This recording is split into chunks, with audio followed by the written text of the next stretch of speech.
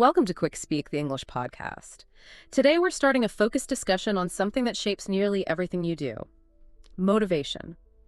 Understanding why we feel like doing things, or sometimes why we don't, is key to achieving goals and, feeling a sense of purpose in our daily lives. That's right. And motivation, it isn't some simple switch you just flip on or off. It's actually quite a complex area, lots of layers. Scientists have spent, well, a lot of time trying to understand all these different layers. Yeah. And based on the material we're looking at today, we're going to explore some of the really important ideas about what makes us want to take action. Our aim here is just to make these ideas clear, easy to grasp. We'll walk through them together, sort of like exploring a map of motivation using the research as our guide. Okay, let's begin with a core idea that came up right at the start. Yeah. The difference between doing things because you genuinely enjoy them versus doing them for some kind of external reward. Right, the classic inner versus outer motivation. We often think about rewards first, don't we? Like getting a prize or maybe money as the main reasons people do things. Mm-hmm. That's extrinsic motivation, isn't it? It comes from outside you. And some early research, like training animals with treats, really focused heavily on that. Yes, absolutely. And those external rewards, they are powerful, no doubt about it. Yeah. But the material really highlights how later research found that what we feel inside matters just as much, maybe even more, actually, for long-term drive. Okay. You see, people have these natural psychological needs. We need to feel, well, independent, like we have some control. Mm-hmm. We need to feel good at what we do, competent, and we need to feel connected to others.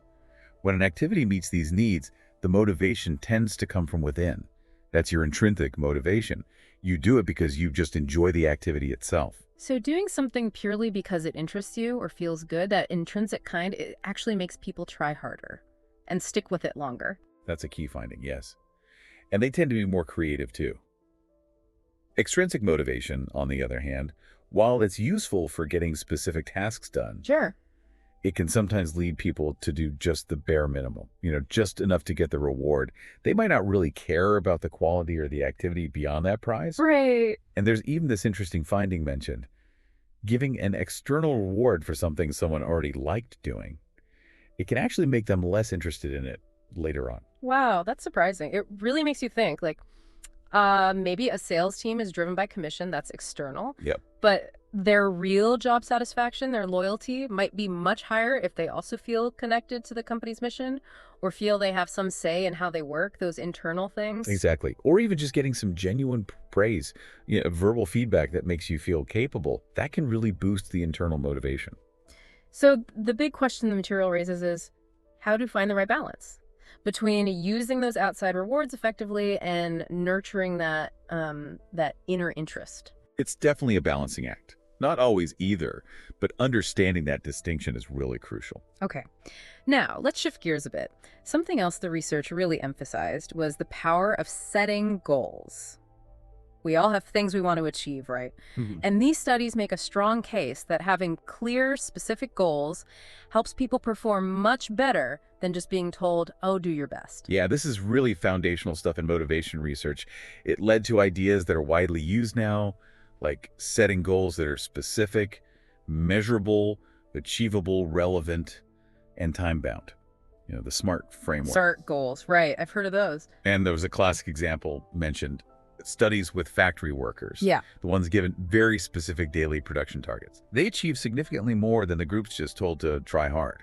But it's not always simple, is it, setting goals? The material points out some challenges, too, like goals that are way too difficult can cause a lot of stress, or maybe even tempt people to cheat. True. And on the flip side, goals that are too easy. They don't really push you. You don't improve much. So what's the solution then? Well, one useful perspective offered is to think about having different levels of goals. You might have a big, inspiring vision, maybe a long-term goal for the year. Okay. Then you break that down into smaller, more manageable goals for, say, the next 3 months. Right. Shorter term. And then finally, you identify really tiny, concrete steps you can take each week or even each day. This sort of keeps the big dream alive, but makes the daily action feel possible, less daunting. That makes sense. Thinking about New Year's resolutions, lots of people set them, but the research says most people don't actually stick with them. Yeah, and the material suggests why. Often that big goal isn't broken down into those clear, actionable steps we just talked about. Ah, And also, there's usually no system for accountability. Nobody's checking in, helping you stay on track. so what can you do? The research suggests some practical strategies. Break those big goals into really small, simple actions. Regularly check how you're doing, review your progress, and, importantly, maybe share your goal with someone, a friend, family member, a mentor, someone who can offer support, and just check in with you. That accountability piece seems key, which leads us nicely into the next idea. Habits and routines. Goals tell us what we want, but habits, they're Yeah. the automatic things that get us there consistently. Exactly. Habits are those actions triggered by cues in your environment, and they become a huge part of staying motivated over the long haul. The research shows they become automatic through repetition. They use less conscious brain power. That's why they're so powerful, right? And forming a new habit, it takes time. One study mentioned an average of about 66 days, but it also stressed that this varies a lot. It depends on the person, the habit. Could be shorter, could be much longer. The key thing, though, is consistency. You have to keep at it. And how do they work? Exactly. There's a pattern, right? Yes, the material describes a loop. First, there's a trigger, like seeing something or a certain time of day. Then comes the behavior, the action itself.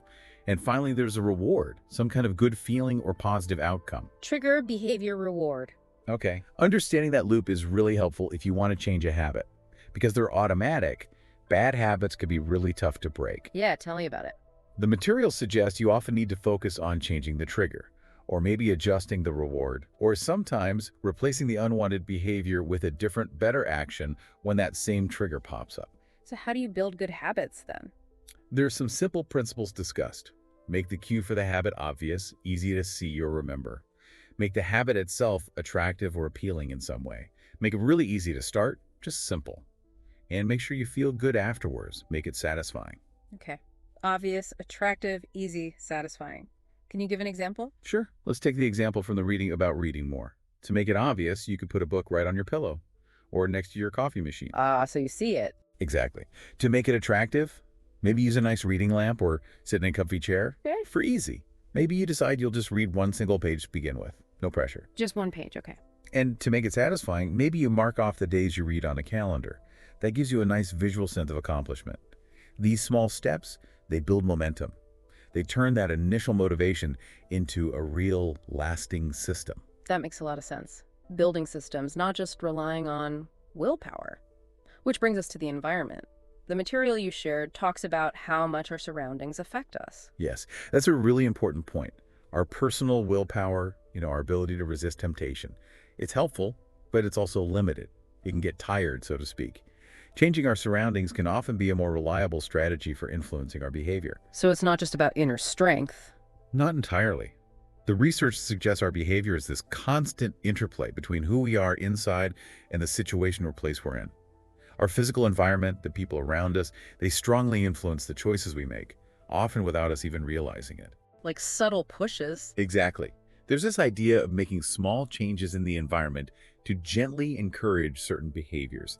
It's sometimes called nudge theory, which was mentioned in the readings. Can you give some examples of these nudges? Sure. Think about offices designed with standing desks, placed where they're easy to use. That encourages more movement. Or using apps on your computer that block distracting websites that makes it easier to focus. Okay. Even simple things like painting stairwells brightly or making them prominent in a building can subtly encourage people to take the stairs instead of the elevator. It's about designing the space so the desired action becomes the easiest or most obvious choice. But the material also raised a point about ethics, didn't it? Like, are some of these nudges manipulative? Especially if companies use them to get us to buy things. That's a really important discussion, yes. Where's the line between helpful guidance and manipulation? It definitely brings up questions about personal choice and autonomy. And it's not just public spaces, right? Our own personal space matters too. Absolutely. The reading suggests that if you have a specific place where you've been productive or creative before, maybe a certain desk or corner, just being in that spot again can help trigger that same focused mindset. Interesting. Conversely, a messy, cluttered, or noisy environment can make it really hard to concentrate. So intentionally arranging your own workspace or home to support the habits and behaviors you want, That works together with your internal motivation strategies. Right, shaping your environment, shape your behavior. Okay, what about feedback? How does knowing how we're doing affect motivation? Feedback is like fuel, as you said earlier. Right. Knowing how you're progressing towards a goal, seeing that gap between where you are and where you want to be, that knowledge is a powerful motivator. It encourages you to either keep going or maybe adjust your strategy if things aren't working. It's like a constant check-in. Kind of like a thermostat, yeah.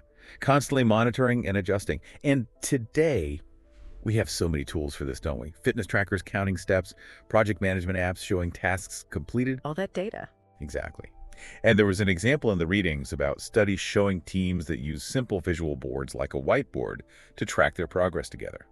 They were much more likely to finish tasks on time compared to teams without that visual feedback.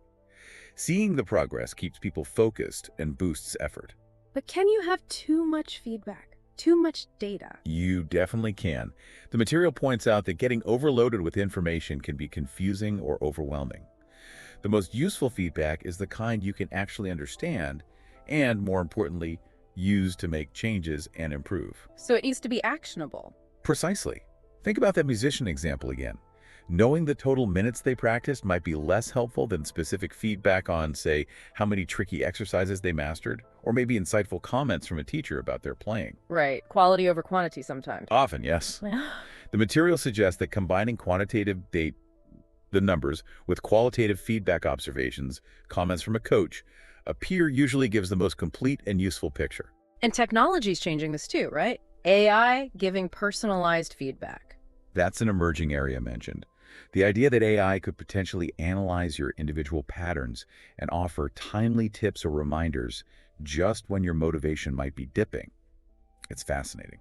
But also raises questions. Think questions, yeah. Particularly around privacy and how all that personal data is collected and used. That's something the research is still actively exploring. Okay, let's talk about other people. How do our social connections fit into motivation? Hugely important. The material strongly emphasizes that we're social beings.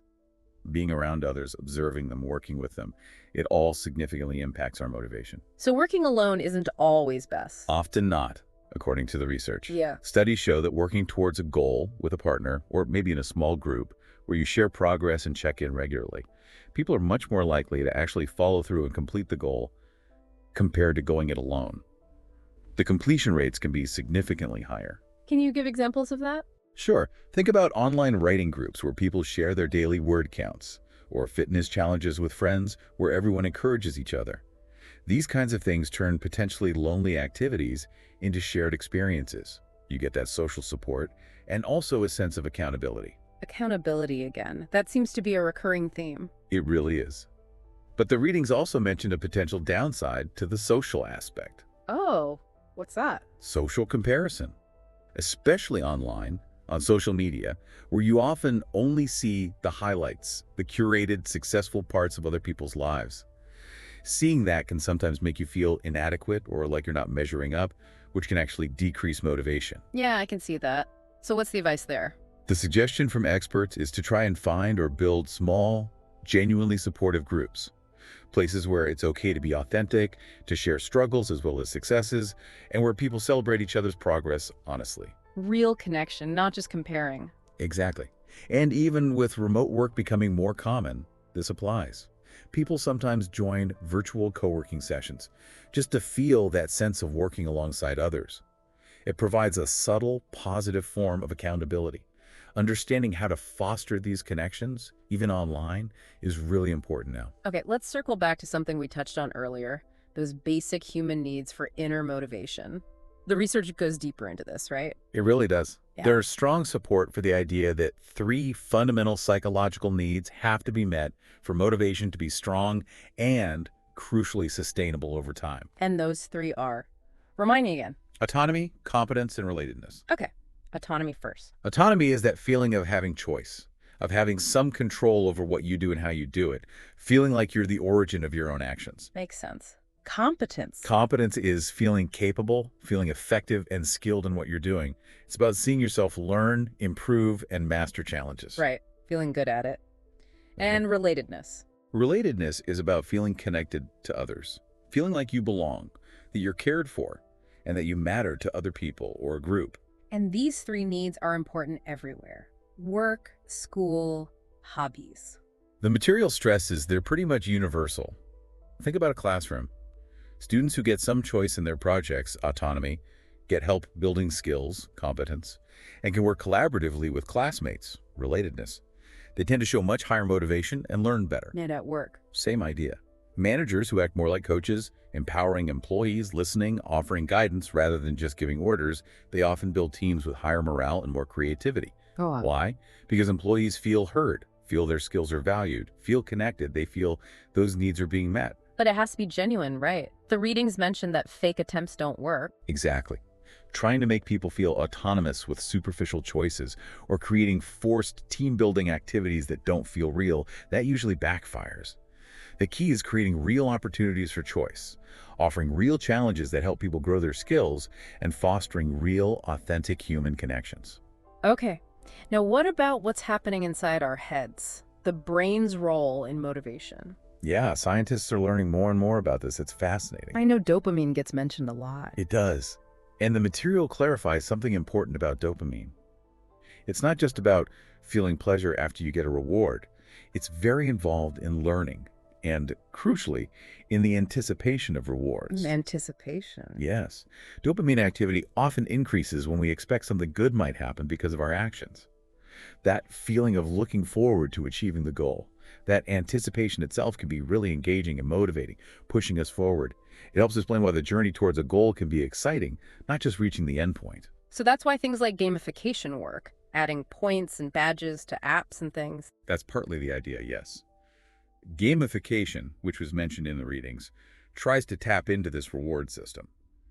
Adding those game-like elements, points, levels, progress bars to things that aren't games, like learning apps or maybe work tasks, can make them feel more engaging. But there's a caution there too, isn't there? There is. The research warns that relying too heavily on external rewards in gamification can sometimes backfire. It might accidentally reduce someone's internal interest in the activity itself. That's the over-justification effect we talked about earlier. Rewarding something someone already likes can make them like it less. Interesting. And everyone's brain is different too, right? Absolutely. What motivates one person's brain might not work for another. Some people might love getting lots of little points and badges. Others might find it distracting or just plain annoying. And of course, dopamine isn't the only chemical involved. Other brain chemicals and regions play roles, especially in social motivation. And this brain science, it raises bigger questions. It certainly does. As we understand more about how the brain drives motivation, the possibility of using technology to influence it more directly emerges. And that brings up some really significant ethical questions about controlling or manipulating behavior. What's right, what's fair. Yeah, complex stuff. Okay, let's talk about willpower and its enemy, procrastination. Right. Willpower, that ability to control impulses, resist temptation. Some early research kind of pictured it like a muscle, use it too much, and it gets tired. Is that still the thinking? Well, later studies could question some details of that depletion idea, but the general concept that resisting temptation takes mental effort or uses up attentional resources, that still seems to hold some truth.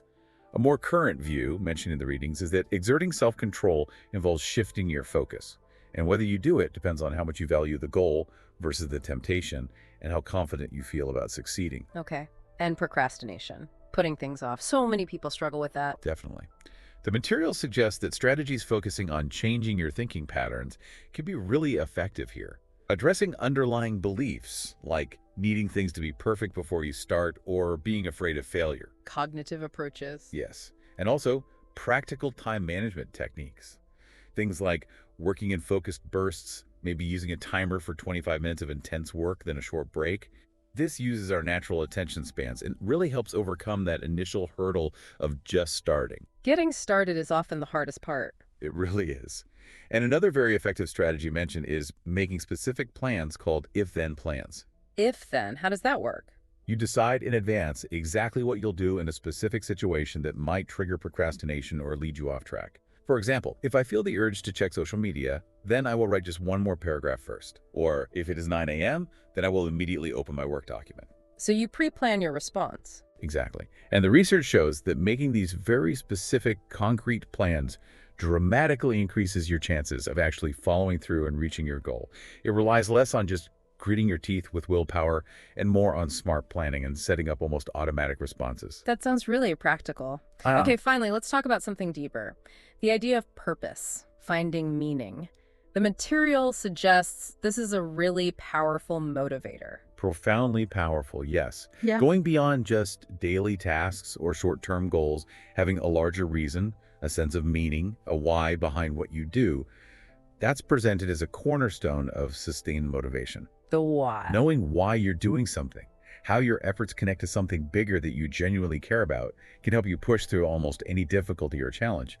The research suggests people with a strong sense of purpose tend to be happier, more resilient when things go wrong, and they keep striving, even when it's really tough. And there was an idea about life as a story. Yes, that we tend to understand our lives through narrative. We mentally connect our past experiences, our present actions, and our hopes for the future into a kind of personal story. Thinking about your life this way can be motivating. How so? Well, if you face a setback, instead of seeing it as just a failure, you can frame it as a difficult chapter in your ongoing story. It doesn't mean the story is over. This perspective helps you learn from it, integrate it, and keep moving forward. It strengthens your sense of identity and reinforces your purpose. Like characters in a book facing challenges. Something like that. And you see this used effectively in groups too. Charities or companies with a clear mission often encourage people to share stories about the impact they're having. This creates a really strong emotional connection to the shared purpose. But the challenge is connecting that big why to the little things you do every day, right? That's the key challenge noted in the material. How do you bridge that gap between a grand purpose and, say, answering emails or doing routine tasks? So how do you do it? It involves bringing all the other ideas we've discussed into play, setting smaller goals that clearly align with your larger purpose, building habits that consistently move you in that direction, using feedback to see how even small actions contribute to the bigger picture. It all connects. Exactly. Yeah. People who successfully connect purpose to daily life aren't just daydreaming. They're creating a series of small daily wins that feel meaningful because they fit into their larger personal narrative. Mm. Each task, even a mundane one, can feel like a small step on an important journey. So wrapping this all up, it's clear from the material that motivation isn't just one simple thing, it's really a complex mix. Definitely. It's a blend of our inner feelings, those basic needs, the goals we set, the habits we build, the environment around us, our connections with other people. How our brains work, how we manage ourselves with willpower and planning. And maybe overarching all of that, our sense of meaning and purpose, the story we tell ourselves. So, as you, our listener, think about all these ideas we've talked through today, maybe consider which ones resonate most with you right now. Which ones feel most relevant to your own life, your own goals? Yeah, how could you maybe use some of these insights from the research to help yourself stay motivated to work towards the things that truly matter to you? And here's a final thought to leave you with, building on that last point about purpose. Think about the small things you're doing today or this week. How do those actions fit into the bigger story you are creating for your life? What is that story? And how can your daily efforts, your daily motivations, help you tell it? To help you practice your English and understand the ideas from this discussion better, you can find helpful learning materials like new vocabulary and exercises related to today's topic on our website. Please check the description for the link. And don't forget to subscribe to Quick Speak for more discussions.